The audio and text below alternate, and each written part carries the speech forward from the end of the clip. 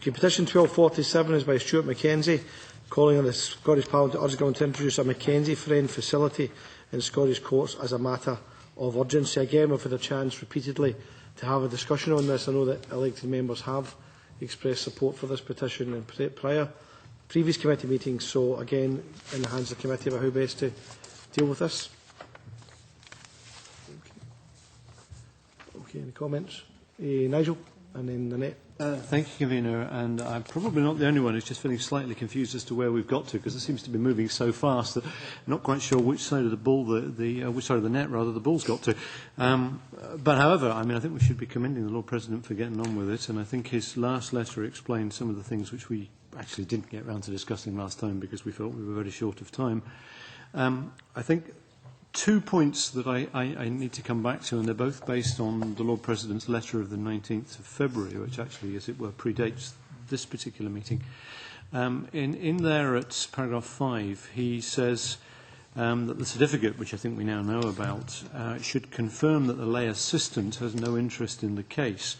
I get the impression from his subsequent letter that he sees no problem at all about the person who might be a lay assistant actually being a member of the family or a friend. And therefore I draw the conclusion that where it says he has no interest, perhaps that should be translated as no greater interest than the litigant. And that's what I would have expected. So I don't have a problem with that, but I thought I'd better just put that on the record in case I'm wrong. But secondly, immediately thereafter it says, and the McKenzie Friend, or rather the lay assistant, as we perhaps now describe him, is to receive no remuneration for his or her services in any form. Now, I can quite understand why the Lord President has taken that view, but I think there is very good reason for believing that might not be the best view, simply because it is surely the case that a number of the people who might act as lay assistants are actually being paid, particularly by a charity, for example, Consumer Advice Bureau or some other charity, to actually help people who need help.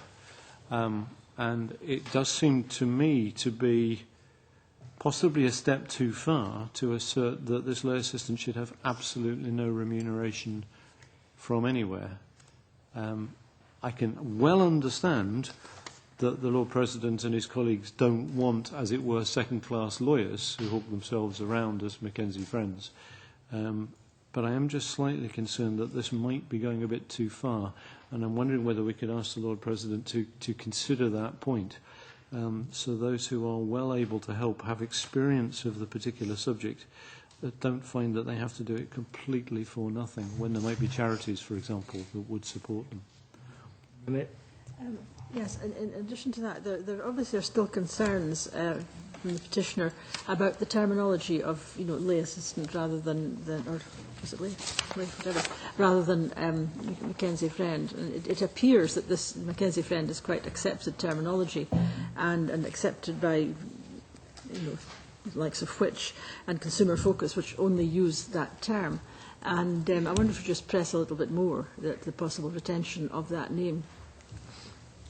Okay, so there's a couple of suggestions from members there, so we wish to continue this particular petition and explore those points raised by members, and the clerk is keen to get clarification. Do you want to push this to the extent of asking the Lord President to defer? Right, okay. I mean, there's a suggestion of whether we'd wish to push this to try and see if there could be deferring of consideration by the Lord President. But I mean, again, that's for members, so Nigel. Can I say my instinct is not to try and defer anything at all. I'm sure the Lord President has good systems at heart. You don't get to being Lord President without having a pretty good idea of what goes on in the courts. I think we should trust the good gentleman to get on with it. If one way or another he and anybody else comes to the conclusion that they haven't got it quite right first time round, I suspect the speed with which he's now acting demonstrates that he'll be swift to amend things. I don't think we should be deferring anything for the sake of it. Okay, so let's move on then and continue that particular petition next.